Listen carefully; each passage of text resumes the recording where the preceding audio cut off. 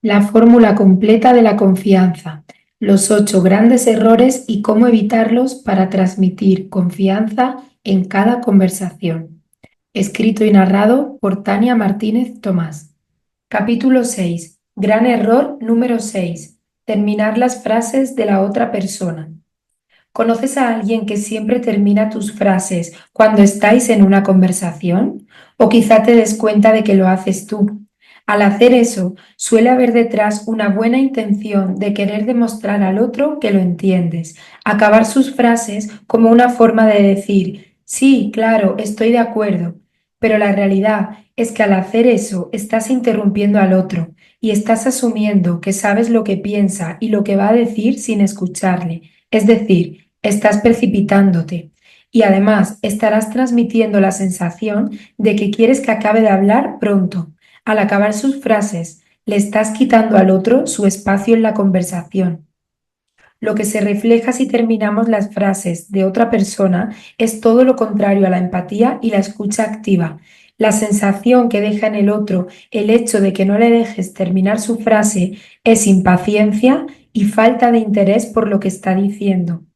La escucha activa, lejos de ser algo como intentar leer el pensamiento al otro, es más bien guardar silencio más a menudo y sobre todo vaciarte de tus creencias y no dejarte llevar por ese filtro de las emociones del que ya hemos hablado.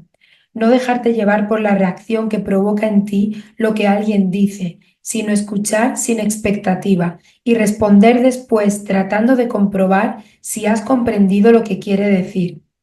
Cuando constantemente terminas las frases de la otra persona, puede que tu intención sea esa, hacerle sentir que comprendes lo que quiere decir, pero date cuenta de que transmites esa impaciencia, transmites que no le estás escuchando, que quieres que termine de hablar pronto, que no estás lo suficientemente a gusto en la conversación para dejarle terminar y tampoco estás escuchando de una forma tranquila y reposada como para esperar a que termine, comprender lo que ha dicho y entonces continuar la conversación habiéndole dejado su espacio a la otra persona. Esa comprobación de saber si has comprendido lo que la otra persona quiere decir, de mostrarle que te interesas realmente por sus motivos, que veíamos en capítulos anteriores, es el objetivo de usar el reflejo y las etiquetas. Recuerda, como en capítulos anteriores decíamos, son herramientas para comprobar si has comprendido el sentido y los sentimientos reales que hay detrás de lo que dice la otra persona, para llegar a descubrir sus motivos reales, no sus objetivos, no lo que aparentemente puede significar una frase. Esos motivos reales podrás descubrirlos o equivocarte, pero la intención debe estar puesta ahí si quieres dejar al otro con la sensación de que ha sido escuchado. Cuando las personas sentimos que otra nos escucha de manera genuina, la respuesta inmediata es tranquilidad y confianza. Es un puedo confiar en ella. En cambio, alguien que muestra signos de no estar escuchando, en adelante veremos qué gestos también delatan y nos delatan en este sentido, despierta la reacción contraria. Nuestra respuesta ante alguien que no nos escucha es algo como, si ni siquiera me está escuchando, ¿cómo me voy a fiar? Podemos resumir esta primera parte así. Empatía es igual a un interés sincero en descubrir los motivos del otro, lo que es igual a una escucha activa y lo que es igual a una gestión emocional, que es un requisito imprescindible. La raíz o el corazón de la empatía está en quitar importancia a la reacción emocional inmediata que nos provoca cualquier estímulo en la comunicación, para darle más importancia a la comprensión de la persona o situación que tenemos enfrente. En el libro en papel vienen incluidos ejercicios para aprender a reflejar mejor lo que tú quieres decir, lo que quieres que la otra persona recuerde de lo que le expresas y también para saber crear mensajes más atractivos que sean recordados y que estén orientados a que tu audiencia actúe cuando lo que quieres es crear mensajes de venta, crear ofertas por las que tu audiencia esté interesada y que tomen la decisión de comprar. En esos ejercicios hablamos de qué nos mueve a las personas y cómo hacer esos mensajes paso a paso para que sean más eficaces. Si quieres tener esos ejercicios, en la descripción de este vídeo dejo el acceso al libro completo en papel. Pasamos a la parte 2. Estructura de los mensajes. Aunque ya sepas cuál es la forma más acertada de crear mensajes de marca y de venta, puede que no sepas cómo empezar a contar algo con cualquier tipo de contenido. Por ejemplo, que al preparar un discurso, el guión de un vídeo o contenidos escritos para tus redes sociales, improvises sin tener claro de qué manera vas a empezar mejor y a seguir un orden que despierte interés. En marketing y en copywriting, que es redacción publicitaria, hay varias fórmulas para estructurar mensajes de venta. Son fórmulas que funcionan y que ayudan mucho a ordenar contenidos y tener la tranquilidad de que le estás dando un orden lógico. Pero en este libro no vamos a revisar esas fórmulas. Si las quieres, explicadas paso a paso y con recomendaciones para usar una y otra según el tipo de contenido, puedes pedírmelas y te las enviaré de forma gratuita escribiéndome en el contacto que dejo también abajo en la descripción de este contenido. Aquí te pongo un solo ejemplo de la fórmula más sencilla de estructura de mensajes de venta para que te sirva de referencia y sepas de qué tipo de estructura estamos hablando. Se trata de la fórmula PAS, P-A-S. A partir de ahora podrás comprobar que es la fórmula utilizada en la mayoría de anuncios publicitarios. PAS es el acrónimo de problema, agitación, solución. ¿Cómo se traslada esto a un texto o al guión de un anuncio? Te presentan un problema. Después agrandan o agitan ese problema, mostrando las consecuencias si no se soluciona o más inconvenientes de ese problema. Y después presentan la solución. Fíjate en anuncios de la televisión, la mayoría siguen esta estructura. Puedes usar esta misma fórmula para anuncios propios, publicaciones en redes sociales o para el contenido de una página web. El enfoque será correcto siempre que elijas bien el problema por el que vas a empezar, es decir, que sea un problema que has detectado que preocupa de verdad a tu audiencia.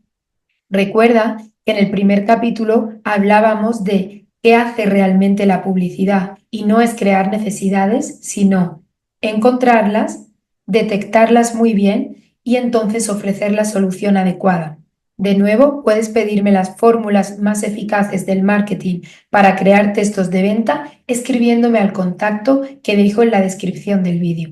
La estructura que vas a llevarte de este libro se puede trasladar a cualquier formato. Te servirá también para preparar una presentación, un discurso o una formación. Es la estructura que siguen las noticias, la propia del storytelling, que no es más ni menos que saber contar una historia. Cita de Muriel Rukeyser. La vida está hecha de historias, no de átomos. Si no quieres tocar ningún dolor ni problema, como se hace con la fórmula PAS y con casi todas las fórmulas enfocadas a la venta, mi propuesta es que sigas la estructura de pirámide invertida que siguen las noticias. Antes de especializarme en copywriting y marketing de contenidos, yo había escrito y publicado mucho, pero no para vender, sino para informar, como periodista y redactora. Esa es la principal diferencia entre copywriting y redacción. Con el copy, el objetivo es la venta. Con la redacción, el objetivo es informar.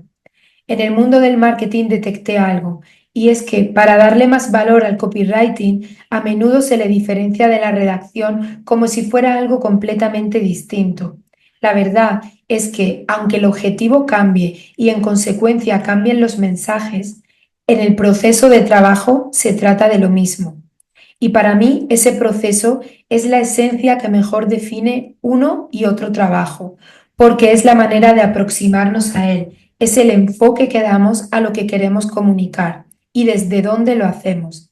Quiero que veas la estructura lógica de construir un mensaje para que sea leído o escuchado, pensando en la audiencia y comprendiendo el porqué de cada parte. Lo primero y lo más importante antes de crear cualquier mensaje, te pregunto, ¿prepararías igual un discurso si vas a darlo a un grupo de niños o al jurado de una universidad?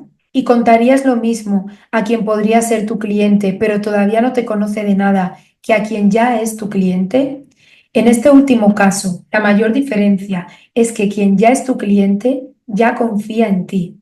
Y en todos los casos, la cuestión es tener presente desde el principio a qué público te diriges, para adaptar el lenguaje y no hacer cosas como, por ejemplo, meter muchos tecnicismos que nadie va a entender, a menos que estés hablando a una audiencia muy especializada. Teniendo eso en cuenta desde el principio, a qué público te diriges, la estructura que más te va a ayudar y que te recomiendo seguir porque capta la atención tanto de forma hablada como escrita, no es forzada y entretiene, es la pirámide invertida. En una noticia es exactamente así. En la parte alta de la pirámide invertida, que es también la parte más ancha, más grande, está el titular, lo que irá en letra más grande y será más llamativo. Le sigue la entradilla, un párrafo introductorio que revela qué, quién, cuándo y dónde. Te da los datos principales de la información que vas a dar. A continuación, el cuerpo de la noticia. Ahí está el contexto, los hechos y datos que explican el cómo y el por qué. Y por último, los detalles, donde puedes incluir una reflexión final. ¿Qué cambia si lo que vas a preparar en lugar de una noticia es una presentación o un discurso? Fíjate que después del título, que no será necesario incluir en el guión hablado de la presentación, pasamos directamente a las que llaman las 6 W del periodismo, por sus siglas en inglés. ¿Qué? ¿Quién? ¿Cómo? ¿Cuándo? ¿Dónde? ¿Por qué? ¿Y esto en qué se traduce para empezar tu discurso con buen pie? No hace mucho, una amiga me pidió ayuda para preparar unas palabras que le habían pedido que dijera en una boda, una situación típica, ¿verdad? Puede que tú también la hayas experimentado.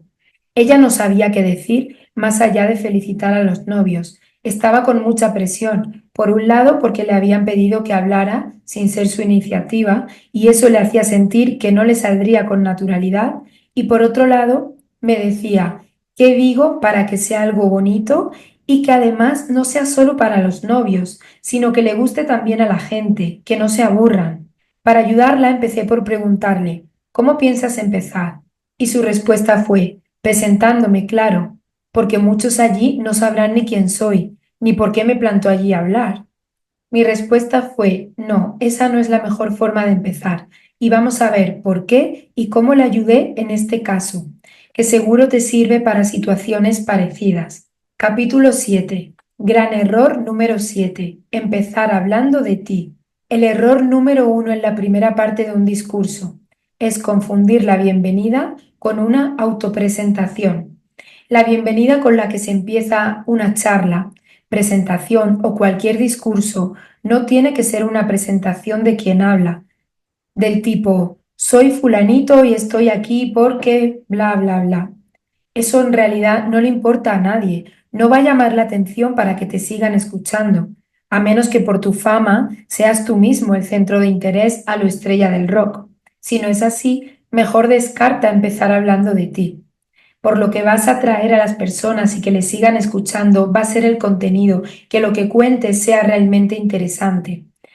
El principio debe ser, por tanto, el qué. Empieza con una anécdota, una pregunta o una cita memorable que desde el principio ponga en contacto al público con el tema del que vas a hablar. Es decir, que te sirva para introducir ese qué, igual que una noticia empieza hablando de lo que ha pasado. Si vas a buscar titulares en los medios de comunicación o te detienes a escuchar cómo empiezan las noticias, verán que van directos al grano, cuentan el qué y a partir de ahí van desgranando detalles, quién, cómo, cuándo, dónde, por qué, desde lo más destacado hasta lo que te ayuda a concluir. Con esta guía de contar qué es lo más importante en la historia, quién es él o los protagonistas, cómo se desarrolla la historia, cuándo sucede, especialmente si el momento en que sucede es importante, dónde sucede y por qué, no fallas en una estructura adecuada al elaborar un guión. La razón es porque así le estás dando contexto a lo que presentas y es en el contexto donde está el sentido. Es el contexto lo que las personas van a recordar.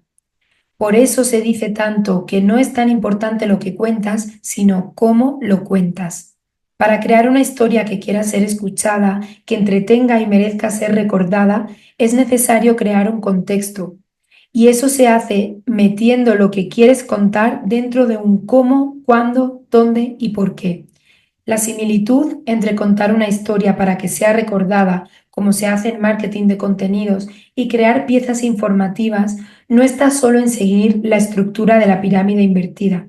También es similar el proceso anterior de completar la información con datos, anécdotas o metáforas. Antes de armar tu historia, hay un trabajo previo para reunir toda la información que servirá para dar credibilidad a lo que cuentas y también para que quien escuche la historia vaya creando una imagen en su mente de lo que está escuchando. Esto es imprescindible para que pueda ser recordado. Por eso, saber dar un buen contexto se utiliza tanto en periodismo como en storytelling aplicado al marketing de contenidos y en copywriting para crear mensajes de venta. Es dentro de ese storytelling donde se enmarcan los dolores, deseos y dudas de los potenciales clientes. Eso lo vemos en los ejercicios que están en el libro completo en papel. Recuerdo que lo tienes en la descripción de este vídeo. Para que te resulte fácil crear tus mensajes aplicando esta estructura, cuando pienses en algo que quieras contar, pregúntate, ¿cómo resultaría más interesante si esto tengo que darlo como noticia? Cuando quieres decirle algo incluso a un familiar, a un ser querido, a tu pareja, quieres que te escuche, quieres defender tus ideas, algo que te resulta un poco complicado de decir, hazte esta pregunta. ¿Cómo resultaría más interesante si yo esto tengo que decirlo como una noticia? Y así le darás ese orden de una forma natural. Podrás incluirlo dentro de esta estructura que no es para nada algo encasillado. Especialmente cuando se trate de hacer una presentación, como ese ejemplo de hablar en la boda de un amigo, para que el público recuerde lo que tú quieres que sea recordado, es muy importante el inicio y el cierre. Empieza con el qué de una manera que despierte interés. Como te decía, es muy útil usar una anécdota, cita o metáfora que sirva de introducción a tu qué, para despertar una primera buena impresión, para despertar ese interés, para crear ese ambiente de empatía con la otra persona. La empatía es algo de lo que ya hemos hablado en los anteriores capítulos y espero que se haya comprendido muy bien qué no es la empatía y qué sí lo es y qué sí crea ese ambiente. Recuerdo, se resume en hacerle sentir a la otra persona que quieres comprenderla, que te interesas por sus motivos. Y los motivos son eso a lo que la otra persona encuentra sentido, eso que da sentido a sus formas de actuar, a sus razones, aunque no puedas compartirlas, pero sí comprenderlas. Cita de Oscar Wilde. No hay una segunda oportunidad para causar una primera impresión. El inicio es lo más importante y acabar de forma memorable es lo siguiente más importante. Usar una cita o una anécdota sirve tanto para empezar como para cerrar una presentación. Puede ser la misma al inicio y al cierre o estar muy relacionada. Esta que te propongo a continuación es una forma eficaz de reforzar el mensaje que quieras dejar claro con tu charla. Empieza con una anécdota. Desarrolla cómo te marcó, los aprendizajes que a ti te ha dado, le das contexto. Y para cerrar, vuelve a esa anécdota y destaca la conclusión más importante que aprendiste gracias a ella. Es decir, recapitula antes de cerrar. Cada vez que expliques algo, recuerda el punto de partida antes de dar conclusiones o terminar. Resume lo dicho con mensajes clave, cortos y directos para terminar. Puedes empezar con una frase memorable y volver a ella con el cierre de tu presentación. De esa manera quedará muy claro lo que quieres transmitir y podrá ser recordado de forma sencilla. Capítulo 8. Gran error número 8. Dar demasiada información. Un gran error cuando se hacen presentaciones, charlas o vídeos que hagas en redes sociales y también en textos escritos es meter mucha información en el discurso. A veces, por querer hablar de todo lo que está relacionado con el tema que estás tratando, lo complicas y acaba siendo imposible de recordar, porque es demasiada información. Las personas recordamos mucho mejor las conferencias, libros, marcas y también a personas que se centran siempre en un solo tema o un solo producto. A base de repetición es como se consigue posicionar una marca, pues con una presentación es igual.